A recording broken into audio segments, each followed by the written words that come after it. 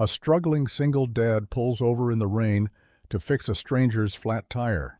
He has no idea the woman soaking beside him is one of the richest CEOs in the country, and she's about to turn his entire life upside down. Before we dive in, hit that subscribe button and drop a comment. Where in the world are you watching from? The rain had turned from a drizzle to a steady downpour, coating the windshield in a blur of city lights and mud-streaked pavement. Carter Hayes squinted through the wipers, knuckles tight on the steering wheel, as his rusted pickup groaned around the bend. He was already 10 minutes late to pick up Lily from her after-school program. He hated being late. Lily never said much about it, but her little face always fell just a bit, like she was trying not to care. Carter pushed the gas a little harder, willing the truck to hold together a few more miles. Then he saw her. A white car sat angled on the shoulder, hazard lights blinking faintly through the sheet of rain. Beside it stood a woman with dark hair and a coat that looked like it cost more than his entire month's rent, trying to stay dry under an umbrella that had given up the fight. The rear tire sagged flat, water pooling beneath it. Carter's gut told him to keep going. He had places to be, responsibilities to juggle. But something about the way she stood there, determined but slowly unraveling, made him ease off the gas. He let out a sigh, pulled the truck over, and shifted into park. Rain punched through the air as he stepped out, his boot slipping slightly on the wet shoulder. "Need a hand?" he asked, already walking toward her. She turned, a flicker of surprise on her face. "I can't get the jack to work. Roadside assistance says an hour." "I've got it," Carter replied, crouching beside the car before she could say more. She stepped back without protest, watching as he knelt on the cold asphalt, the rain soaking through his jacket. He didn't ask her name. She didn't ask his. Some moments didn't need introductions. 15 minutes later, the spare was on, and Carter stood, water dripping from his hair. "You're set." "Thank you," she said softly, like the words weren't enough. Carter gave a small nod. "Drive safe." Then he turned, climbed into his old truck, and pulled away, unaware that a soaked, stunned billionaire was left standing there, watching him disappear, and realizing she might not be able to forget him if she tried. The rain didn't let up. If anything, it thickened, like the clouds had decided to wring themselves dry all at once. Carter's jacket clung to his back, and the water running down his face felt more like a steady faucet than a drizzle. Still, he stayed crouched by the tire, his hands slick but sure. He'd fought rusted lug nuts and worse, but the stubbornness of this flat was starting to test his patience. Above him, the woman in the raincoat shifted uncomfortably, clutching her useless umbrella like it was some kind of shield. She was trying to stay composed, shoulders back, chin lifted, but her soaked coat betrayed her. It was the kind of fabric you'd see in high-end catalogs, meant for light strolls in dry weather, not torrential breakdowns on back roads. Her hair, once neatly tucked behind her ears, now clung to her cheeks in dark, dripping strands. And though her expression stayed firm, Carter could see the cracks forming around her eyes. "I told you I could wait for roadside," she said again, though this time her voice lacked the sharpness it had before. "Yeah," Carter replied without looking up, "but I'm already here." She didn't answer that, just stood there, arms folded tight, biting her lip like it might stop her from saying something she'd regret. It wasn't that she was ungrateful, she just wasn't used to this, being helped without asking, being looked at without expectation. Carter, for his part, wasn't trying to play the hero. He just hated the idea of someone standing in the rain while he had the means to fix the problem. That was how he'd been raised. You help where you can. You do what needs doing. "You're not from around here," he said finally, breaking the silence as he tightened the last lug nut. She hesitated. "Is it that obvious?" "Your coat's not made for weather like this," he said, glancing up with a half smile. "And your shoes look like they've never seen gravel." To his surprise, she laughed, a short, surprised sound that caught even her off guard. "You're not wrong." Carter stood and wiped his hands on a rag that used to be white. "Well, welcome to nowhere." She looked at him for a moment, water dripping from her lashes. "Thanks for stopping." He shrugged. "Some things are worth stopping for." And then he turned to leave, never once asking for her name. Carter knelt again, bracing his shoulder against the soaked frame as he strained against the last lug nut. The thing wouldn't move, rusted solid, like it had made a lifelong commitment to that wheel. He grunted, adjusted the wrench, and tried again. Rain streamed off the brim of his cap, dripping onto the cold metal and the tops of his boots. Behind him, the woman shifted her weight from one foot to the other. Her heels clicked against the wet gravel, clearly not designed for roadside emergencies. She hugged her coat tighter and finally broke the silence. "You do this often?" Carter didn't look up. "Flat tires? More than I'd like." "I meant helping strangers in the rain." He gave a low chuckle, wedging the wrench tighter. "Depends. Are you counting every time or just this week?" She almost smiled. "Almost. Is that your job? Mechanic?" He nodded. "Auto shop back in town, Hayes and Sons. Though there's no sons yet, just me and my daughter Lily." "7," Carter said automatically. Then, realizing how personal it sounded, he added, "She likes to help out when I let her." The woman's expression softened slightly. "That's sweet." He grunted as the wrench finally gave a half turn. The nut creaked, then loosened. "She's tougher than she looks," he muttered, more to himself. A beat passed, then she said, "I didn't mean to be rude before." "You weren't. I just—" She paused, adjusting the belt of her coat. "I'm not great at asking for help." Carter leaned back on his heels, looking up at her for the first time since he'd started. "That makes two of us." Her eyes met his. It wasn't a romantic moment, just honest, like two people accidentally standing in the same patch of truth. He turned back to the tire, now replacing the lug nuts with practiced ease. "You headed somewhere important?" "Kind of," she said, voice quiet, "but now I'm not so sure." Carter didn't ask for details. He just tightened the last bolt, gave the tire a solid tap, and stood up. "Well," he said, brushing rain off his arms, "wherever it was, at least you'll get there in one piece." She didn't answer right away, just looked at him like she wasn't used to this kind of conversation, one that asked for nothing, yet somehow said everything. The spare was on, tools packed. The rain had thinned to a mist, clinging to the air like a breath not yet exhaled. Carter gave the tire one last nudge with his boot, making sure it was snug. He stepped back, hands on his hips, breathing through the ache in his shoulders. He was soaked, smeared with grease and grit, and still had half a day's work waiting for him. But for now, the job was done. The woman brushed damp strands of hair from her cheek and walked over, digging into her coat pocket. Out came a slim black wallet, sleek, expensive, probably custom-made. She pulled out a few crisp bills, held them out with a grateful nod. "Please, for your time." Carter shook his head without hesitation. "No need." She blinked. "I insist." He glanced at the money, then at her, and offered a lopsided shrug. "It's just a tire. You were stuck. I had a wrench. Simple math." Her hand lingered in the air for a moment before falling back to her side. Not everyone would have stopped. "Maybe not," he said, reaching into his truck bed for a rag. "But they should." She watched as he wiped his hands, then looked down at the folded money in her palm, like it suddenly weighed more than it should. "There has to be something I can do." Carter paused, looked at her for the first time with something softer than politeness, just quiet, clear sincerity. "Just be safe," he said, voice low, worn. "That'll do." And then he smiled. It wasn't big or polished, just a tired, honest curve that tugged up at one corner of his mouth, a smile that said he didn't expect anything, didn't want anything, but was glad he could help. It was the kind of smile you didn't forget, because it came from someone who had no reason to offer it, but did anyway. She stared at him a second longer than she meant to. "Thank you," she said again, almost under her breath.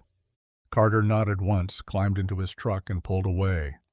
She stood alone by the roadside, soaked and still holding the money he wouldn't take, wondering why the simplest moment suddenly felt like the most important one of her week. The house smelled faintly of reheated spaghetti and the lingering scent of motor oil that always seemed to cling to Carter's jacket no matter how many times he washed it. The furnace kicked on with a low rumble, pushing warm air through the vents as the windows fogged from the contrast of cold rain outside and the comfort of home within. Carter stood in front of the stove, stirring the pot of sauce that had seen better days, the kind that clings to the sides like it's trying not to be forgotten. Lily sat at the kitchen table, legs swinging beneath the chair, a crayon gripped tightly in her small hand as she colored a picture of what looked like a unicorn flying over a farm. She hummed softly to herself, completely unaware of the tired weight in her father's shoulders. "You remembered the garlic bread this time?" she asked, without looking up. Carter chuckled, setting the wooden spoon down. "Only burned it a little." "That's okay," she said cheerfully. "I like it crispy." He grabbed two mismatched plates from the cupboard, moving slowly, deliberately. His back ached from kneeling in the rain. His boots were still damp, and yet he didn't say a word about the woman. Not her flat tire, not her fancy coat, not her voice, soft but clipped. Not the way she'd looked at him when he refused her money. Some things weren't worth bringing into a quiet night. "Fork or spoon tonight?" he asked, sliding the noodles onto her plate. "Spoon. More sauce that way." She grinned. He obliged and sat down across from her, rubbing a hand across his stubble. Outside, the rain tapped steadily against the roof, a lullaby for the worn out. They ate in companionable silence, the only noise the occasional clink of a spoon against ceramic. "Did anything interesting happen today?" Lily asked through a mouthful. Carter paused, then shook his head. "Same as always." He smiled at her, his real smile, the one that reached his eyes. And she smiled back, not knowing her father had helped a stranger in the rain, not knowing that sometimes the things he didn't say were the ones still echoing the loudest inside him. Vivian sat in the plush leather seat of her luxury car, the rain-soaked city streets blurring past the tinted windows like a watercolor painting left out in the storm. The warmth of the cabin was a sharp contrast to the chill that had settled deep in her bones, the kind that had nothing to do with weather. Her mind kept drifting back to the mechanic who had knelt beside her car, hands steady despite the rain, voice calm but carrying an unspoken weight. She couldn't explain why his simple words echoed louder than any boardroom meeting or corporate strategy she'd ever heard. Just be safe. Those 3 words had wrapped around her like a lifeline in a world filled with power plays and guarded smiles. There was honesty in his tone, a tired kind of hope she hadn't realized she was craving. Vivian stared out the window, watching a child splash through a puddle, carefree and unaware.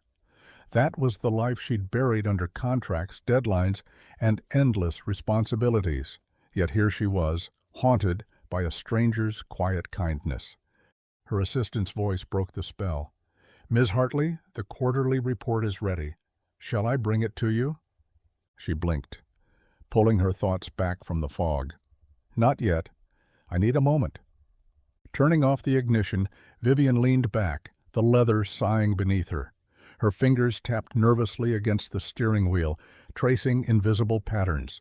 She was searching for something she couldn't name, something far removed from stock prices or shareholder meetings.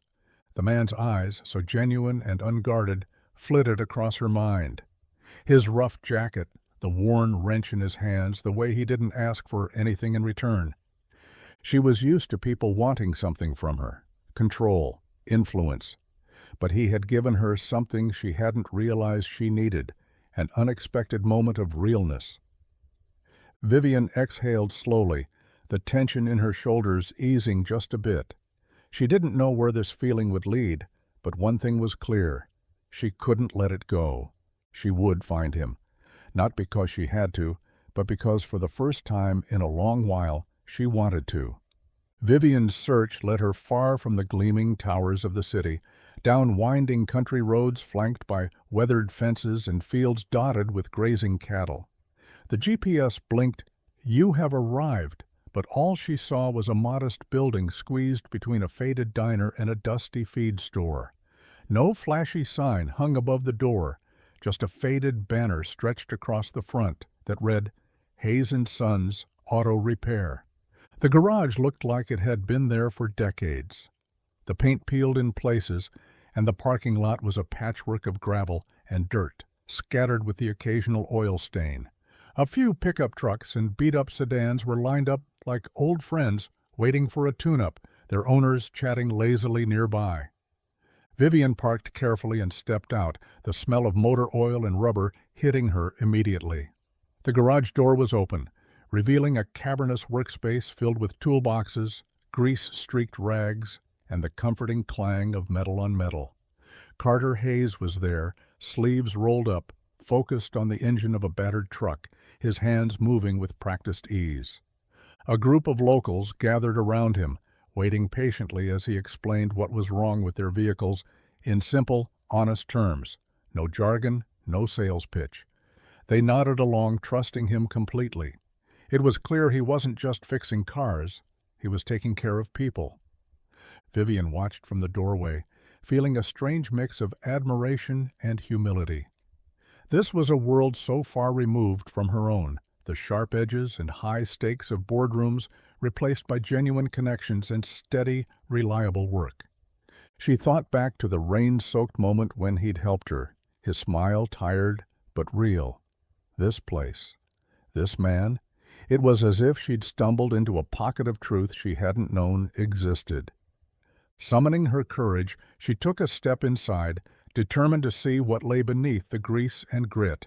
She wasn't sure what she was looking for, maybe a sign, maybe a story, but something told her this was just the beginning.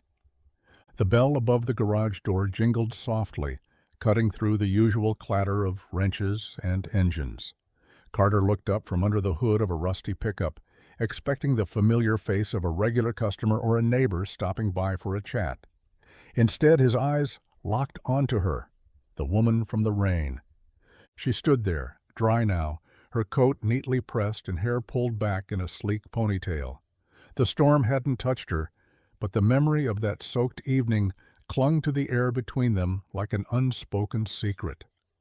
Her eyes scanned the cluttered space, the worn toolboxes and grease-streaked floors, as if trying to place herself in a world so far from the high-rise offices she must have come from. Carter wiped his hands on a rag, his heart pounding with a mix of surprise and something he couldn't quite name. "You're back?" he said simply, the words hanging in the heavy garage air. She offered a small, hesitant smile. "Yeah, I figured I should stop by before you disappeared again." He leaned against the workbench, still catching his breath. "What brings you here?" "Let's just say I'm curious." Her gaze didn't waver. "About you, about this place." The usual hum of the garage seemed to fade, replaced by a quiet tension neither wanted to break. Carter rubbed the back of his neck. "This isn't exactly a tourist spot." She laughed softly, the sound almost musical against the backdrop of clanking tools. "I'm not a tourist." There was a pause, then she said, "I didn't tell you who I really am before. Not yet." Carter's brow furrowed, but he didn't press. Instead, he gestured toward an empty chair. "Well, sit down. Maybe start from there." As she settled in, Carter realized that this day, the day she walked into his garage, was the first step toward something neither of them had expected. Something that would change everything. Vivian settled into the creaky chair near the workbench, folding her hands in her lap as she watched Carter return to his tools. The hum of the garage filled the space, the rhythmic clinks, the distant roar of engines, the occasional hiss of compressed air. It was honest noise, the soundtrack of a life built on sweat and skill. When Carter glanced her way, she met his gaze with steady eyes, but offered no hint of her true identity. No mention of the sprawling empire she commanded, No whispers of the boardrooms where her word shaped millions. Here, she was just Vivian, the woman with the broken car who needed a tune-up. "I think the engine's been running rough," she said quietly, voice careful, as if testing the waters. "Could you take a look? Just a simple checkup." Carter nodded, rolling up his sleeves again. "Sure, let's see what's going on." As he popped the hood and started the inspection, Vivian's gaze wandered around the cluttered space. The worn posters of classic cars, the grease-stained manuals stacked haphazardly, the faded calendar marked with reminders and birthdays. It was a world so far removed from her own polished office, yet it felt oddly grounding. She asked questions not about business, not about money, but about him. How long had he been running the garage? Did he have family nearby? Did he like working with cars, or was it just a job? Carter answered simply, no frills. He spoke of Lily, his daughter, and the dreams he held onto for her. He shared stories of late nights, early mornings, and the quiet satisfaction of fixing something that mattered. Vivian listened, absorbing every word. She wasn't just gathering information about the garage or the man. She was trying to understand the life that grounded him, the kind of strength that wasn't measured in balance sheets but in grit and love. For now, the truth about who she was could wait. This was the first move, and she planned to play it carefully. The sun streamed through the dusty windows of the garage as the afternoon wore on, casting warm patches of light across the oil-streaked floor. Vivian was still there, sitting quietly on a worn stool, watching Carter tighten bolts on an old engine. The atmosphere was easy, even comfortable, until the small voice of a little girl cut through the hum. "Dad?" Lily's voice was bright and curious as she stepped into the garage, her backpack still slung over one shoulder. Her eyes immediately found Vivian, and without hesitation, she asked the question that neither adult was ready for. "Are you my dad's girlfriend?" For a heartbeat, time froze. Carter paused, wrench in hand, and looked toward Vivian, who had gone still, her smile faltering. Neither said a word.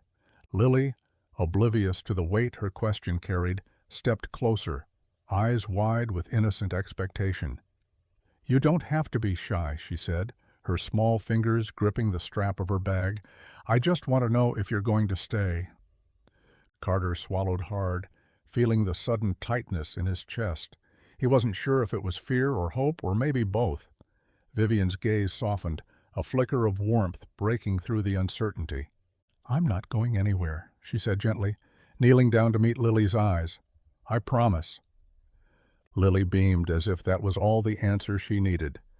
Carter finally set down his tools and moved to tuck a stray curl behind Lily's ear. "How about we all grab some dinner?" he suggested. Voice steady, but touched with something new, possibility. Vivian nodded, still catching her breath from the unexpected moment. The question had opened a door neither of them had dared knock on before, a door leading toward something neither wanted to rush, but both quietly hoped for. And just like that, the little girl with big questions became the heartbeat of what was about to unfold. Vivian stood at the edge of the garage doorway, glancing between Carter and Lily as the afternoon light softened into early evening. "I was thinking," she began, a touch uncertain but determined. "How about dinner, as thanks for everything today?" Carter blinked, caught off guard. It wasn't every day a stranger invited him and his daughter out to eat, especially one who had just rolled up in a sleek car and traded city ways for grease and grit. His eyes flicked to Lily, who looked up at him with hopeful anticipation. "Sure," he said finally, voice rough but sincere. "We'd like that." Vivian smiled, relief washing over her features. "Great. Nothing fancy, just a small diner nearby. It's honest food for honest people." The diner was exactly that, a modest place with vinyl booths and checkered floors, the kind where everyone knew your name and the specials were handwritten on a chalkboard. They settled into a corner booth, the smell of frying bacon and fresh coffee wrapping around them like a warm blanket. Lily's eyes sparkled as she studied the menu, but Carter kept his gaze on Vivian. trying to read between the lines of her polite smile and casual conversation. The meal came slow but steady, eggs cooked just right, toast with butter melting into every crumb, and thick slices of bacon that crackled with flavor. It was humble food, simple and unpretentious, but it carried a weight of comfort neither expected. Between bites, they traded stories. Lily proudly recounting her school day, Vivian sharing snippets of a childhood far from the spotlight, Carter speaking softly of his dreams for his daughter. No grand gestures, no forced laughter, just three people sharing a meal, their walls slowly lowering with each honest word. As the waitress cleared their plates, Vivian caught Carter's eye and said quietly, "Thank you for trusting me." He nodded, something unspoken passing between them. It wasn't a date. It was something quieter, something real, a small moment of connection in a world too often rushed and hollow. And for that night, it was enough. The soft glow of city lights spilled through the floor-to-ceiling windows of Vivian's hotel suite, casting long shadows across the sleek marble floors and minimalist furniture. The room was a world away from the grease-stained floors and hum of engines she'd left behind just hours ago. Here, everything was polished, controlled, an echo of the empire she commanded. Vivian stood by the window, fingers lightly tracing the glass as she stared out at the skyline. The quiet hum of her phone on the nightstand suddenly broke the stillness. She glanced at the screen. Boardroom, confidential. Her breath hitched. She didn't want to answer, not yet, not after today. But the phone kept ringing. Finally she picked up, voice steady but tinged with fatigue. "Vivian Hartley." The voice on the other end was sharp, impatient. "The quarterly meeting was moved up. The board expects your presence. Your decisions can't wait." Vivian closed her eyes, the weight of her responsibilities pressing down like a physical force. The empire she built demanded everything, her time, her energy, her very self. And yet something about today's rain-soaked encounter gnawed at her. "I understand," she replied carefully. "I'll be there." The call ended, leaving the suite eerily silent once more. She sank onto the edge of the velvet couch, hands trembling slightly. For the first time in years, she felt a pull towards something uncharted, a life beyond balance sheets and boardrooms, but the empire wouldn't wait. Not yet. Vivian's fingers brushed the raindrop-shaped pendant hanging around her neck, a small reminder of the woman she had been before power became her world. Outside, the city pulsed with relentless energy, but inside, Vivian was caught between two lives, the one she ruled and the one she was beginning to crave. The phone buzzed again. She let it ring. Vivian stood just outside the garage, the afternoon sun filtering through the dusty air as she watched Carter move with quiet purpose. A battered sedan had sputtered to a halt on the side of the road nearby, its driver struggling with a hood and a pair of jumper cables. Without hesitation, Carter approached, sleeves rolled up, hands already reaching for the cables, as if born to solve this exact problem. She watched as he crouched beside the car, his voice calm and steady, explaining what he was doing as much to himself as to the grateful driver. There was no impatience in his tone, no hint of superiority, just a genuine willingness to help, plain and simple. The stranger's relief was palpable, and when the engine roared back to life, Carter simply smiled and waved the man on, refusing any offer of payment or thanks beyond a heartfelt nod. He didn't glance in Vivian's direction once, completely absorbed in the task and unaware that she was observing from the shadows. For Vivian, it was a revelation. In a world where favors often came with strings attached and kindness was a currency traded cautiously, here was a man who fixed more than cars. He fixed moments of desperation, quietly and without expectation. Her chest tightened as she realized how rare that was. Here was someone whose worth wasn't measured by the deals he closed or the numbers he managed, but by the simple acts of decency he offered strangers every day. The rain-soaked moment from days before returned to her, the way Carter had refused her money, the tired smile he wore like armor. It all made sense now. This man didn't just fix things, he restored faith. Vivian stepped forward, the faintest smile touching her lips. This was the kind of person she needed to know. Vivian sat cross-legged on the faded couch in Carter's modest living room, the soft hum of the old heater filling the quiet space. Lily was curled up beside her, clutching a worn stuffed rabbit, eyes wide and curious as she traced the delicate lines of Vivian's face with a tentative finger. The afternoon sun filtered through the lace curtains, casting gentle patterns that seemed to soften the edges of the world outside.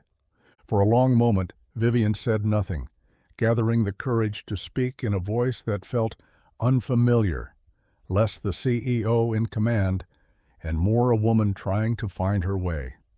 "Lily," she began softly, "sometimes even grown-ups get lost." The little girl tilted her head, eyes searching. "Lost? Like when you forget where you put your shoes?" Vivian smiled, a wistful curve. "Kind of like that. But sometimes it's not shoes. It's feelings or what you want or who you are. It can be confusing, even scary." Lily's grip tightened on the rabbit. "Do you get scared?" "Sometimes," Vivian admitted. "But that's okay, because it means you're trying. And trying is how we find our way back." The child nodded thoughtfully, her innocence offering a quiet kind of wisdom. "My dad says when he's scared, he thinks about me. It helps him." Vivian's eyes flickered to the door where Carter was quietly fixing dinner, oblivious to their little conversation. She felt a sudden swell of something she hadn't expected. Hope. "You're lucky," she whispered, "to have someone like that." Lily smiled, squeezing Vivian's hand. "We all need someone." For the first time in a long while, Vivian felt the heavy armor of her secrets loosen. In the warmth of this small home, with this little girl who saw her not as a CEO, but simply as Vivian, she found a fragile kind of peace. Sometimes even the strongest needed a place to be lost, and found again.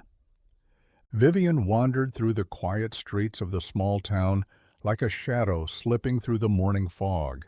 No flashing cameras, no polished shoes clicking behind her, no whispered conversations trailing her name. For the first time in years, she was invisible, and it felt like freedom. She passed the bakery where the scent of fresh bread curled warmly into the cool air, the bell above the door jingling, as locals greeted one another with familiar smiles. She lingered just long enough to watch a group of children chase a stray dog down the cracked sidewalk, their laughter light and unburdened. No one turned to look at her twice.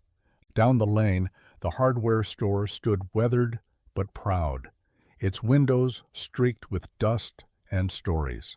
Vivian slipped inside, browsing the aisles with casual interest, admiring the rows of tools and garden gloves.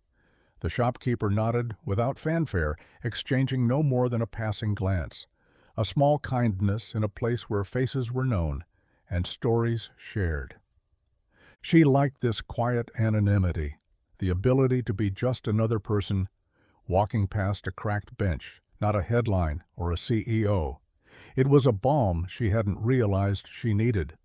At the town square, Vivian stopped to watch a couple sitting on a worn park bench, their hands intertwined in the kind of simplicity that felt foreign but deeply comforting. She breathed in the crisp air, feeling the pulse of a community rooted in honesty and care. Her phone buzzed silently in her pocket, a reminder of a world waiting beyond these streets. But for now, she let it lie. Vivian smiled to herself, the weight of her secrets feeling lighter here, where no one knew her name, and that was exactly how she wanted it. The night air was thick with the scent of damp earth and distant rain as Carter paced the cramped waiting room of the town clinic. His fingers drummed nervously on the vinyl chair armrest, every tick of the clock stretching longer than the last. Lily lay on the examination table, cheeks flushed bright red, eyes glassy with fever. She was shivering despite the thin blanket draped over her small frame. Carter's mind raced through worst-case scenarios, every shadow of doubt gnawing at him like a silent storm. Just as exhaustion began to settle in, the clinic door creaked open quietly. Vivian stepped inside, arms laden with a small bag of supplies, a bottle of medicine, a folded wool blanket, and a paper bag filled with homemade soup. Her coat was damp, hair pulled back tightly, but her eyes held steady warmth. Without a word, she approached Carter and set the items down gently. "I thought these might help," she said softly. He looked up, startled, but too tired to question how she knew where to find them. Instead, he gave a tired nod of thanks, his guard lowered by the quiet sincerity in her voice. Vivian crouched beside Lily, brushing damp hair from the girl's forehead and whispering soothing words. The tension in the room eased, replaced by a fragile calm that only small acts of kindness could bring. Carter watched, a knot in his chest loosening. He still didn't know much about Vivian, but tonight he didn't need to. In this moment, she was simply someone who cared. As the nurse returned with a thermometer and gentle smiles, Carter realized that sometimes help came when you least expected it, and from places you never thought to look. The sun was just beginning to dip below the horizon, casting long shadows over the gravel road as Carter turned the key in the ignition one last time. The engine sputtered, a desperate cough that faded into silence. The old truck, faithful for years but showing its age, had finally given up. Carter sighed, slumping back in the seat, frustration mixing with exhaustion. How was he supposed to get Lily to her dance recital now? Before he could even reach for his phone, the familiar hum of tires on gravel signaled Vivian's arrival. She pulled up smoothly in her sleek black sedan, windows fogged from the cool evening air. "Need a lift?" she called out, already stepping out into the fading light. Carter hesitated but nodded, grateful despite the awkwardness. Lily climbed into the back seat, eyes wide with excitement about the recital, momentarily forgetting the truck's betrayal. Vivian smiled warmly as they settled in, the quiet hum of the car a stark contrast to Carter's broken-down beast. For a moment, the tension melted into shared stories and soft laughter. But fate had other plans. As they pulled onto the highway, the engine began to sputter, then cough, a mirror of Carter's truck moments before. The car slowed, then coasted to a reluctant stop on the shoulder.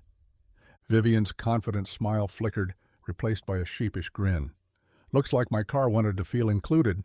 Carter laughed, shaking his head. "Guess we're even now." They climbed out into the cool night air, the city lights twinkling distantly as they popped the hood. Together, under the glow of the sedan's headlights, they leaned over the engine, two strangers connected by broken machines and unexpected moments. Sometimes life's detours weren't about the destination, but the company you kept along the way. The sky, once clearing, had darkened again, heavy clouds gathering as if the storm wasn't quite finished. Rain began to fall softly at first, then heavier, drumming steadily against the pavement as Carter and Vivian stood beside the broken-down car, the glow from nearby streetlights flickering through the sheets of water.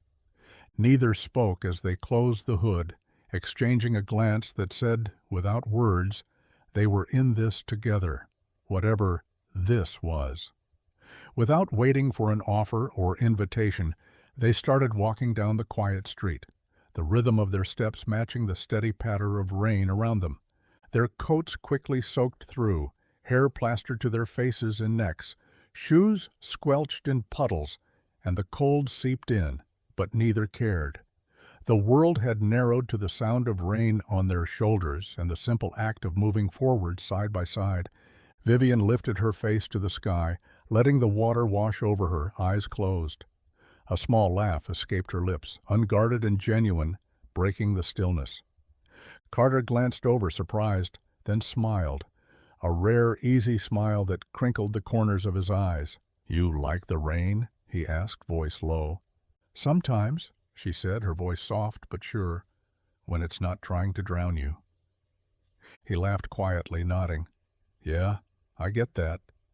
They walked the rest of the way in silence, the world around them blurred and shining, everything familiar yet somehow new. The rain didn't sting or chill. It felt like a cleansing, a baptism of sorts. By the time they reached Carter's small house, dripping and shivering, the storm had slowed to a gentle drizzle. They stepped inside, shedding sodden coats and dripping shoes, the warmth of the kitchen greeting them like a promise.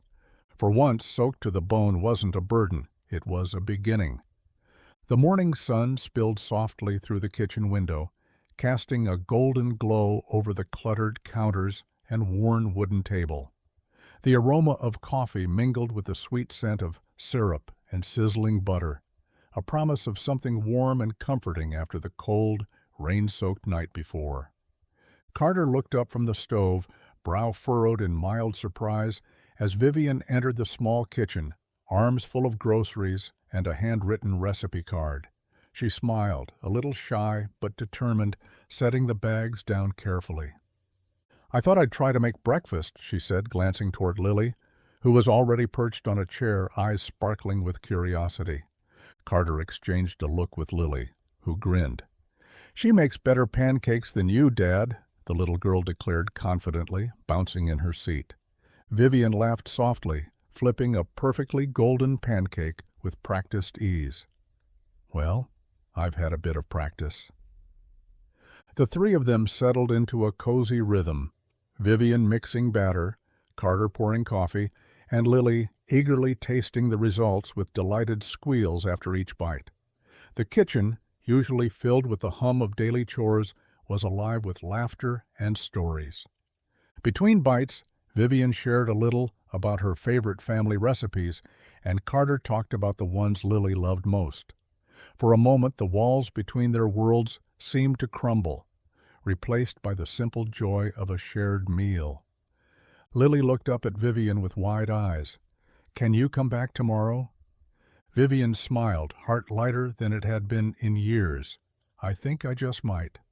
And in that humble kitchen, surrounded by syrup and smiles, something unexpected began to take root, one pancake at a time.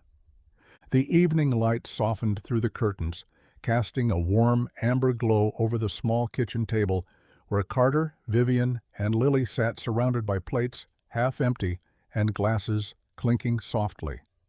The day had slipped into quiet moments, the kind that settle between words and laughter, where the weight of unspoken thoughts hangs heavy in the air. Vivian stirred her tea slowly, eyes fixed on the swirling liquid as if searching for answers in the depths.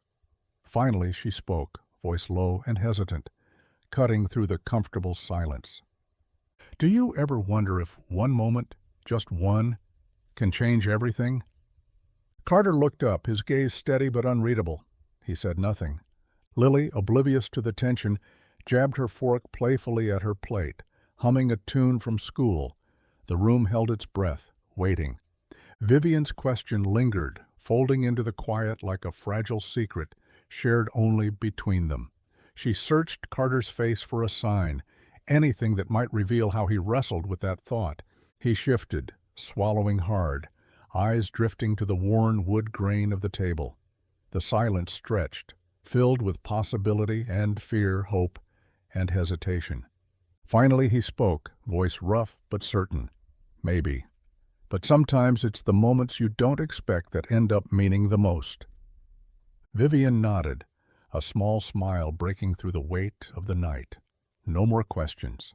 No need for answers yet. Sometimes the biggest truths come wrapped in the smallest, quietest moments, waiting patiently for the right time to unfold.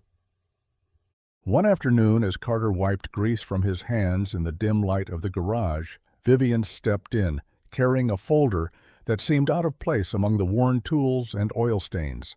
She approached him with a calm confidence that unsettled him just enough to make him pause. "I want to offer you a job," she said, voice steady but gentle. Carter blinked, wiping his forehead with the back of his hand. "A job here?" "Yes, but it's consulting work. I think your skills and perspective could make a real difference." She handed him the folder, its crisp pages filled with proposals, plans, and possibilities. He flipped through the papers, the numbers and ideas, foreign yet intriguing. Why me? And why now? Vivian hesitated, choosing her words carefully. Because you understand things most people in my world don't. You see what matters beyond profits and headlines. Carter looked up, suspicion clouding his eyes.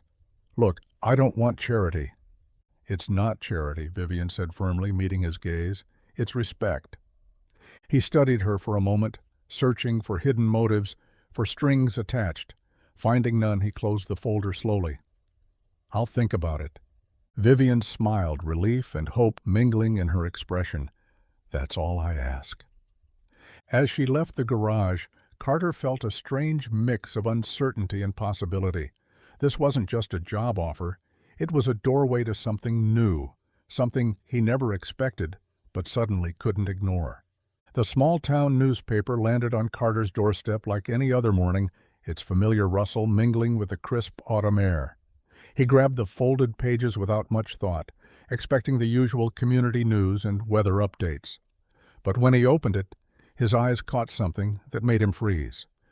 There, front and center on the cover, was a glossy photo of Vivian Hartley, the woman who had slowly become a part of their lives. Her confident smile and poised gaze belonged to a world far removed from the grease-stained garage and humble kitchen they shared. The headline read, Hartley Auto CEO steps into new role, visionary leader and philanthropist. Carter's heart pounded as he scanned the article, the words painting a picture of a powerful woman, a titan of industry with influence that stretched far beyond their quiet town. Suddenly, the casual invitations and quiet dinners took on new meaning. Lily, perched on the steps beside him, peeked over his shoulder. "Who's that?" she asked, pointing at the picture. Carter swallowed hard, folding the paper carefully. "Someone very important," he said softly, though the weight of the truth pressed heavily between them. Her eyes searched his face, a mixture of curiosity and concern. "Is she different from what I thought?" He hesitated, then shook his head. "No, she's just more than we knew." For the first time, the invisible walls between their worlds felt real and solid, but so did the fragile threads they'd begun to weave together. Carter looked out toward the horizon, realizing that the story they were living wasn't just theirs anymore. It was part of something much bigger. And the night that truth settled in, everything changed. The afternoon sun filtered weakly through the grimy windows of the garage as Vivian stepped inside, the familiar scent of oil and metal wrapping around her like an old stubborn friend. She spotted Carter leaning against the workbench, arms crossed, eyes fixed on a half-disassembled engine. His usual warmth was gone, replaced by a cool distance that set her chest tight. She approached cautiously, voice soft but steady. "Hey?" Carter didn't look up. "Hey." A heavy silence settled between them, thick enough to drown in. Finally he spoke, voice low and edged with hurt. "Why didn't you just tell me?" Vivian swallowed hard, the truth caught in her throat. "I was trying to protect you." "Protect me?" Carter echoed, turning slowly to meet her gaze. "From what? The truth?"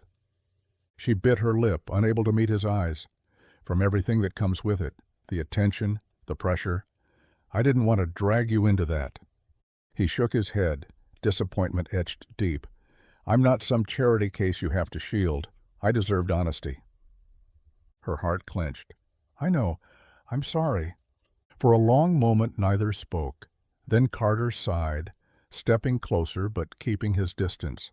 "I don't know what comes next, but I do know I can't build something real on half-truths." Vivian nodded, tears threatening, but held at bay. "I want to try, if you'll let me." The silence softened, replaced by fragile hope, the kind that begins when words are hardest to say but most necessary to hear. Vivian stood before Carter in the dim light of the garage, the weight of the unspoken hanging heavy between them. Her voice was steady but laced with regret as she began to explain the pressures she faced, the reasons for her silence, the walls she'd built to protect both of them. "I wanted to be honest," she said, "but I feared what the truth might do to us." Carter's eyes didn't soften. Instead, they narrowed, shadowed by disappointment, that cut deeper than any argument. "It's not about fear," he said quietly, voice low but firm. "It's about trust." She searched his face for a flicker of understanding, but found only guarded resolve. "I thought I was doing the right thing." "Maybe to you," he replied, stepping back, "but to me, it felt like betrayal." Her chest tightened, a raw ache she hadn't expected. "I'm sorry."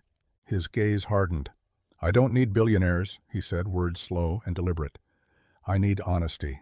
The room seemed to shrink around them, the silence thickening like smoke. Vivian felt the distance grow, a chasm carved not by wealth or status, but by the simple, essential thing she'd failed to give: truth. For all her power, she was humbled by the one thing she couldn't buy. And in that moment, she understood that forgiveness wasn't something she could demand. It had to be earned, one honest step at a time. The afternoon light filtered softly through the kitchen window as Vivian sat quietly at the worn wooden table, staring down at the crumpled note resting in her hands. The small piece of paper was scribbled in uneven, looping handwriting, words that held the kind of simple wisdom only a child could offer. "It's okay. We all mess up. But I still think you're good." Vivian's breath caught, the weight of those words settling over her like a balm. She hadn't expected forgiveness, especially not from someone so young, so pure in her heart. A tear slipped down her cheek, tracing a path she didn't bother to wipe away. She looked up as Lily appeared in the doorway, cheeks flushed and eyes bright with hopeful innocence. "Did you get my note?" the little girl asked, voice soft but steady. Vivian smiled through the tears, voice trembling just a little. "Yes, I did. It means more than you know." Lily stepped forward, wrapping her arms around Vivian in a gentle hug. "You don't have to be perfect to be good. Daddy says that too." For the first time in weeks, Vivian felt a flicker of lightness in her chest, a fragile but real hope blossoming from the simplest act of kindness. Sometimes it was the smallest voices that carried the loudest truths. And in that quiet moment, surrounded by warmth and forgiveness, Vivian began to believe that maybe, just maybe, she could find her way back. The garage was alive with the familiar scent of oil and rubber. As Carter worked under the hood of an old sedan, the afternoon sun casting long shadows through the open doors. Grease smeared across his hands and forehead, he wiped a trickle of sweat away, frustration tightening his jaw. The engine was stubborn, refusing to cooperate, and the clock was ticking. The creak of the garage door caught his attention. He looked up to see Vivian stepping inside, not in heels or a tailored suit, but in work boots, and a faded flannel shirt rolled at the sleeves. Her hair was pulled back loosely, strands escaping in a way that made her look less like a CEO and more like someone willing to get her hands dirty. Without a word, she set down a toolbox beside him and reached for a wrench. Carter blinked, surprised but welcoming the unexpected company. They worked side by side, passing tools and sharing quick glances that spoke of newfound respect and tentative trust.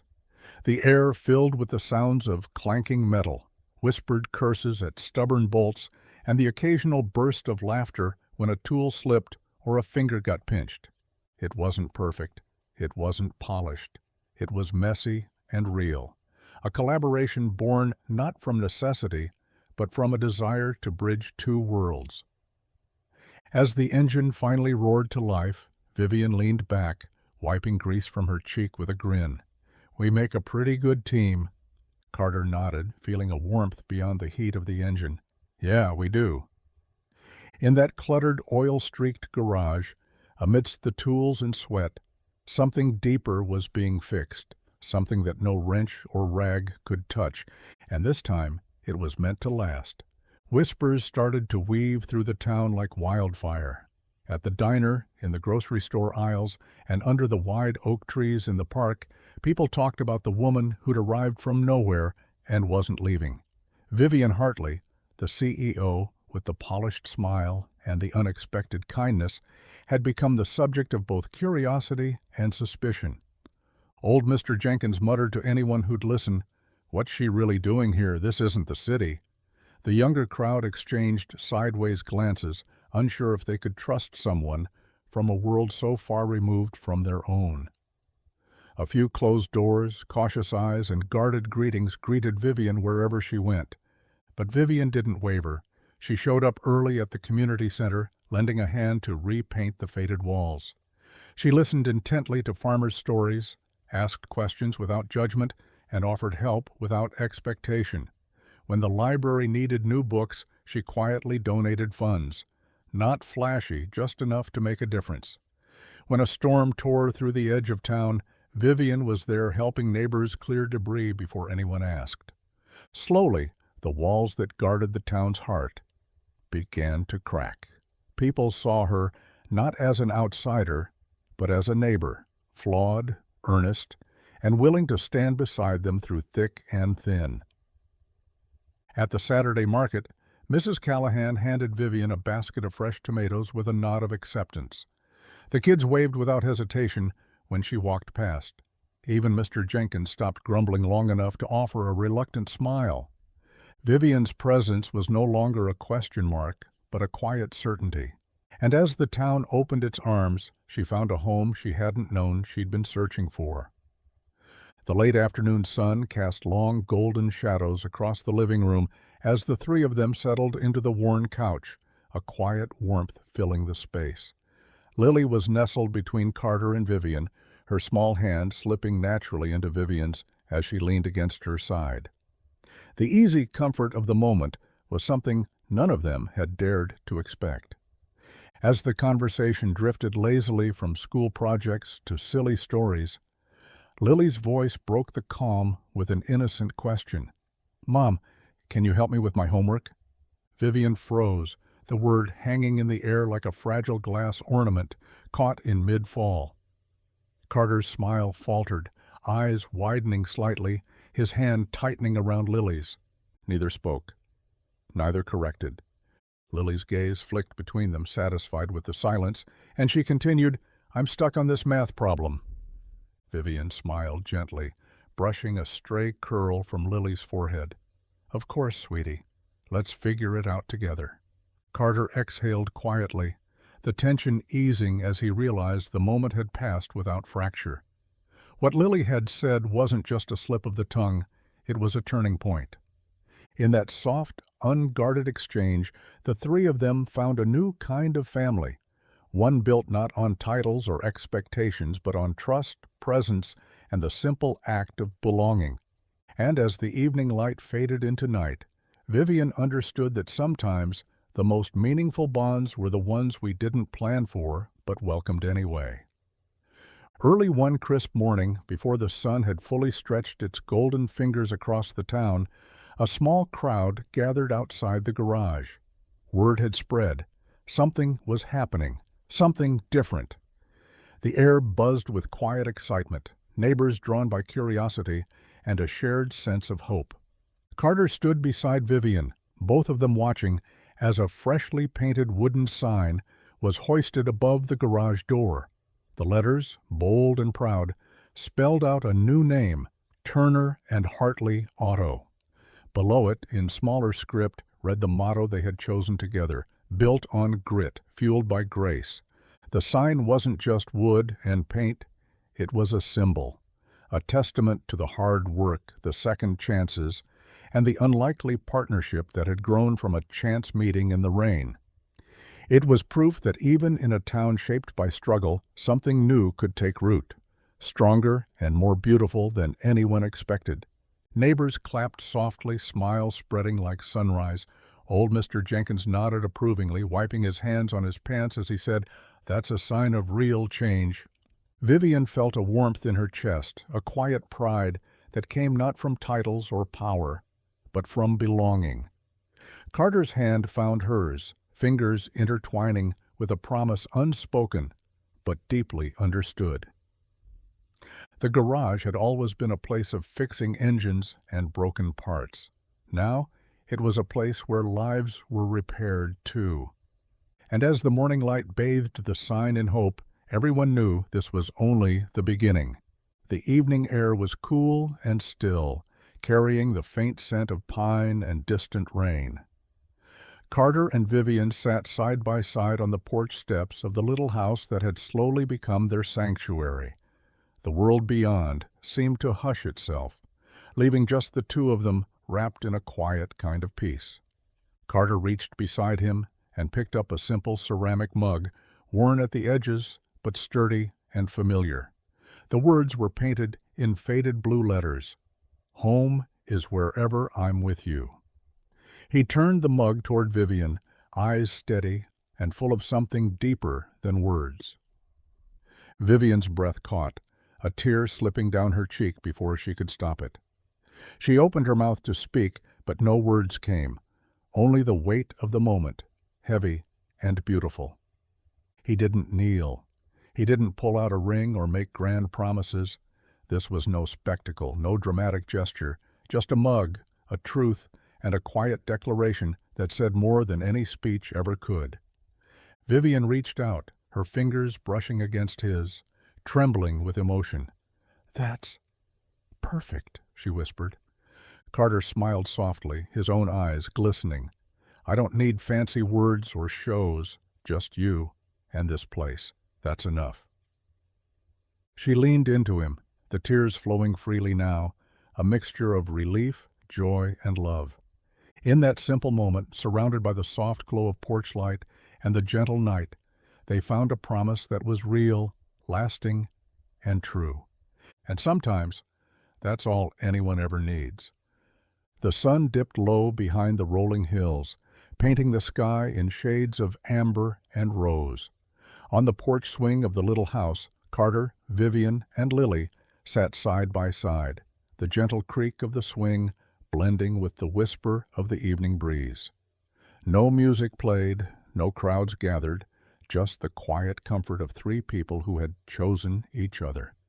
Lily rested her head against Vivian's shoulder, fingers entwined with hers, while Carter's arm draped protectively around both of them. The weight of the day's worries seemed to lift, replaced by a peaceful kind of belonging that didn't need words or promises.